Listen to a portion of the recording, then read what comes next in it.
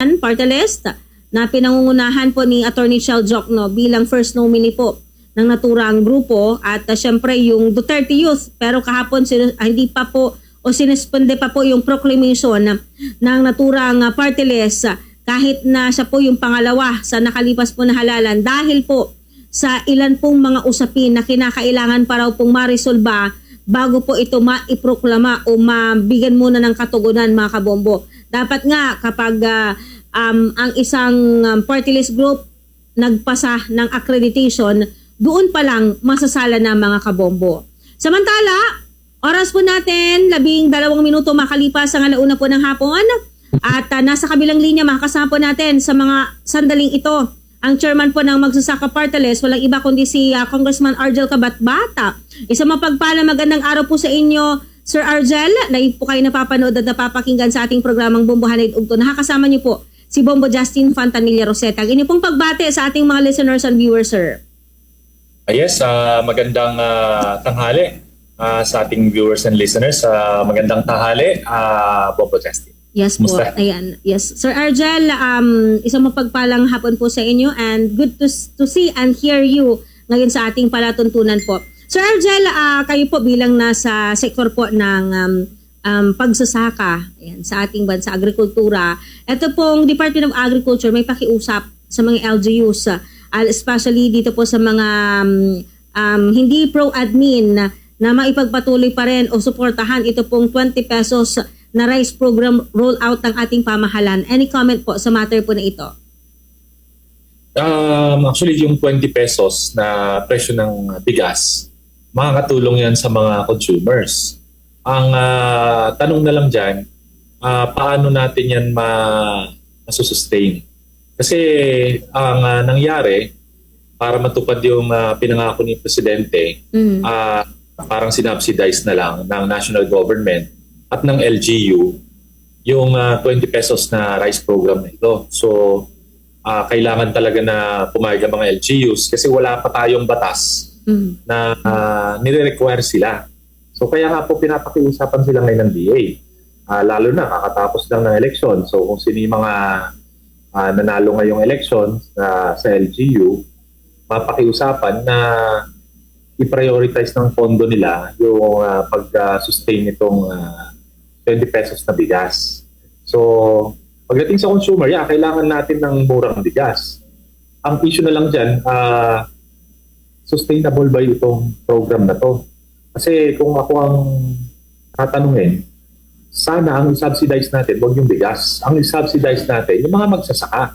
Kasi kung magsasaka ang i-subsidize natin para makakuha tayo ng mas mababang presyo ng bigas, so bukod sa nakatulong na tayo sa magsasaka, nakatulong pa tayo sa consumers. Pero kung ang isa-subsidize lang natin, bigas lang, paano yung mga magsasaka? So paano yung mga maapektuhan ng presyo ng palay na naapektuhan na dati? Diba ilang beses na may mga naluming mga magsasaka. Marami na nga yung mga na-report na nagpakamatay. Hindi na ito hindi ito isolated case parang it's a sign na marami na talaga ang mga nawawala ng pag-asa at naghihirap dahil sa presyo ng palay. So anyway, that is my opinion.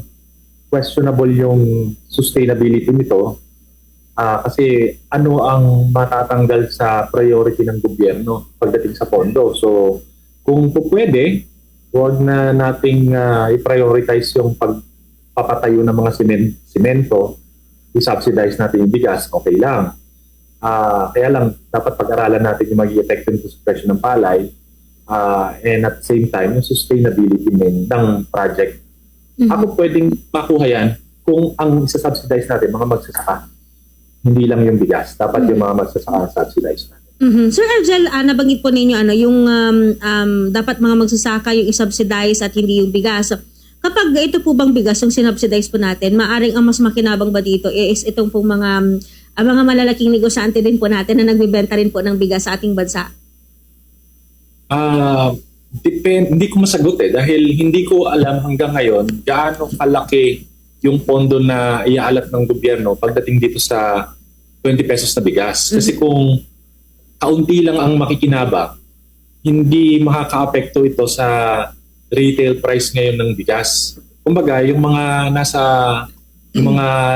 retailers ng bigas, hindi maapektuhan. So, pwede pa rin sila makapagdikta kung ano yung gusto nilang presyo ng bigas. Hindi natin mapapababa, hindi natin maiimpluwensyahan sa market yung presyo ng bigas. So, depende yan sa dami ng pondong gagamitin kung talaga bang pangmalakihan yung target na makakuha ng 20 pesos na bigas.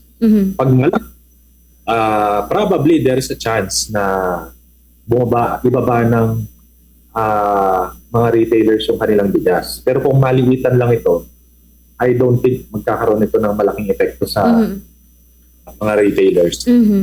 Sir Argel, nabanggit niyo po yung hindi nyo alam o depende sa pondo nagagamitin dito sa programa na ito dahil according dito kay Department of Agriculture Secretary Francisco Turrell Jr., meron silang sa buwan po ng Hulyo, ayan, sisimulang ibenta itong 20 pesos na kada kilo ng bigas sa may bahagi po ng Mindanao.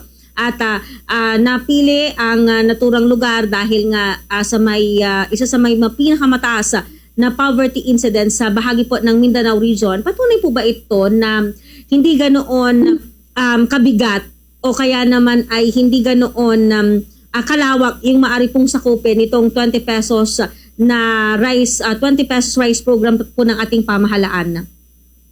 Actually, magandang tanong yan bakit na-prioritize ang Mindanao? Marami hirap sa NCR. Marami rin naghihirap sa Luzon. So, pati sana yung maging programa na ito ma-consider yung opinion din ng mga magsasaka. Actually, pati mga retailers may maraming mga grupo na dapat pinakikinggan ng gobyerno kapag bumubuo ng ganitong programa. Kahit ang NAPSI, that's a government agency, yung National Anti-Poverty Commission, sana napakikinggan, ibig sabihin, sana napakikinggan natin yung mga involved dapat sa pagbuo ng programa. Mga magsasaka, retailers, consumers. So, hindi lang to dapat buuin ng mag-isa ng DA. So, this is, ito ay parang unsolicited advice to the Secretary, Kiko Laurel. Pakinggan niya ang mga different sectors sa pagbuo ng programa na to para at least pagka hindi ito naging matagumpay, hindi lang siyang sisisihin. Kumbaga, naging collective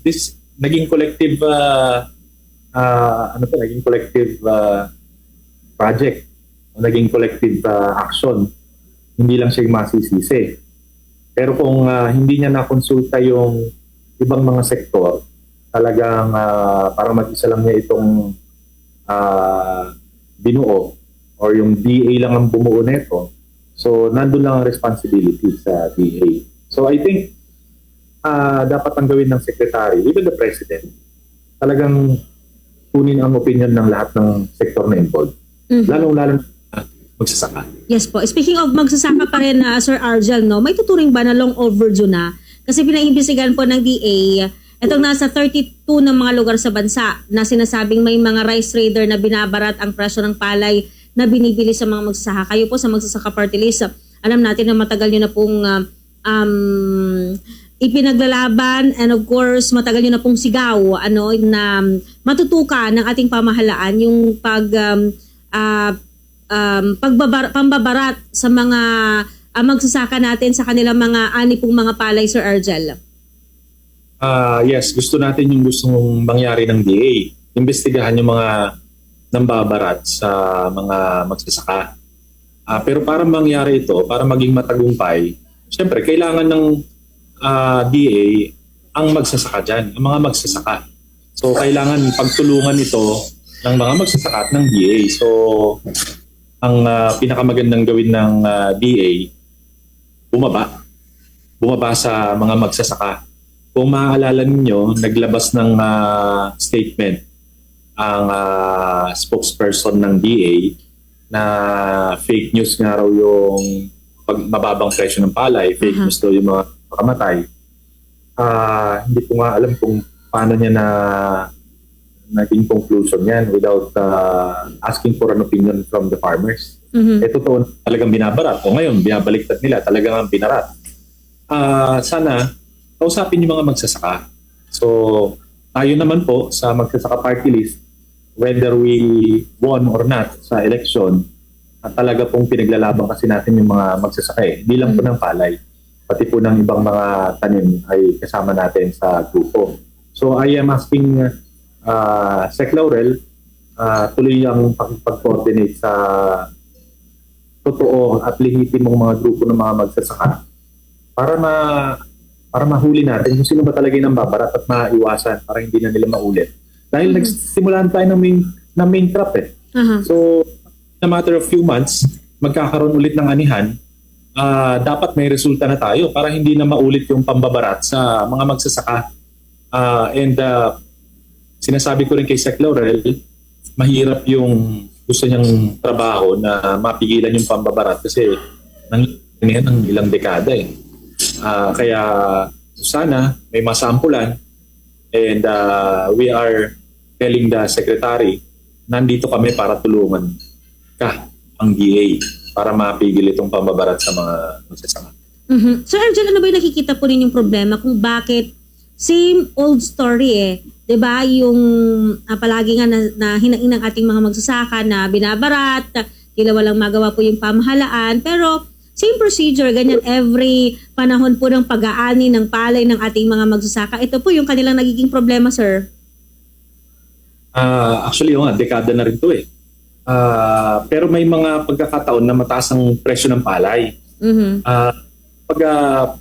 Ang hirap din ipaliwanag, may mga munisipyo kasi o may mga lugar na pinagbabawal makapasok yung mga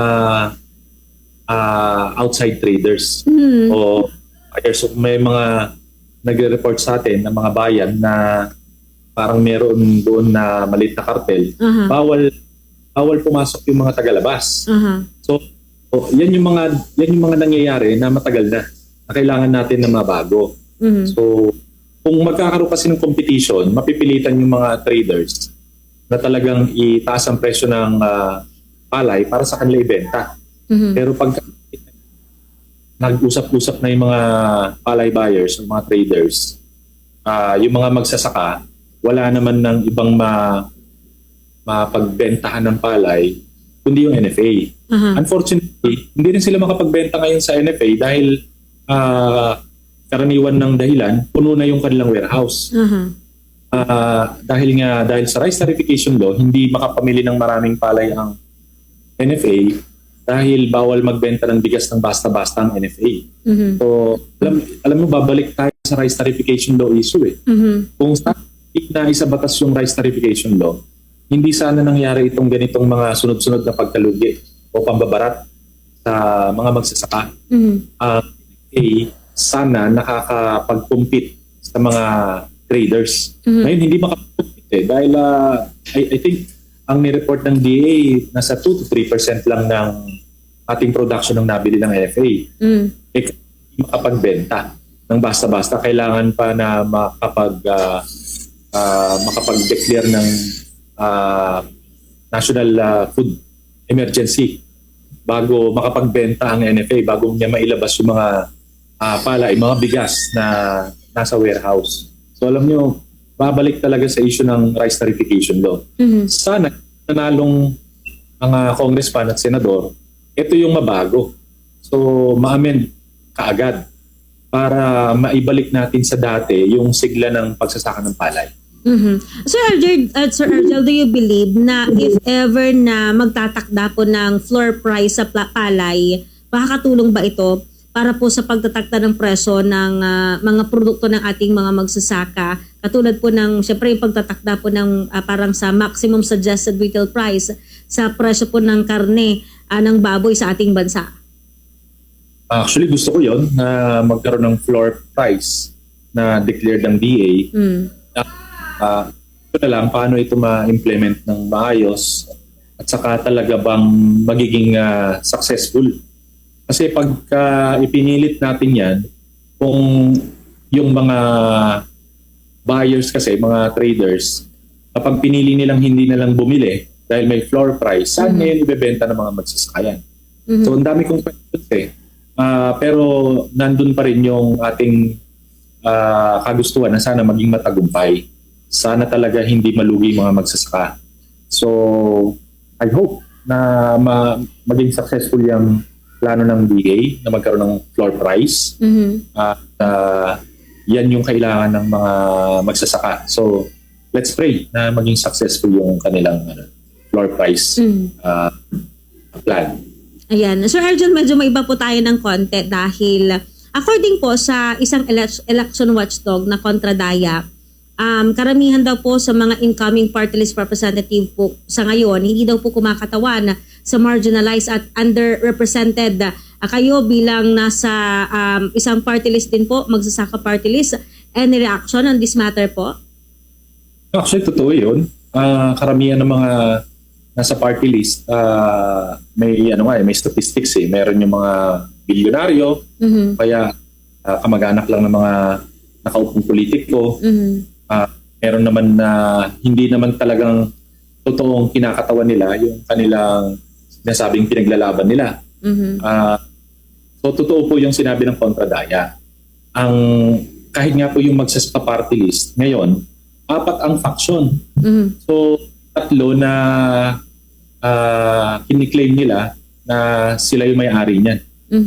Matagal ko na pong sinasabi na ang may-ari ng magsasaka party list, mga magsasaka At dapat ang maging nominee, yung lehitimong ipinaglalaban, ang karapatan ng mga magsasaka. Kaya nga po nitong nakaraang eleksyon, ang ating first nominee ay si Sir Leonie Montemayor. Siya yung secretary at 3 beses na naging congressman ng pagsasaka, yung ABA party list.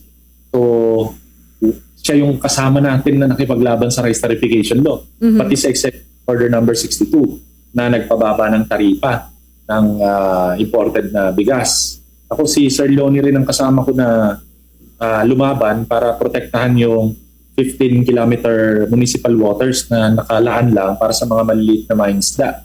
So, sana yung lehitimong mga katulad niya ang maging nominees ng mga party lists, yung talagang matagal nang nakikipaglaban para sa gusto nilang maging katawanin sa Congress. So, alam niyo po, ang nakakalungkot lang dahil hindi ngayon nakapasok ang magsasaka party list. Sana yung mga nanalo,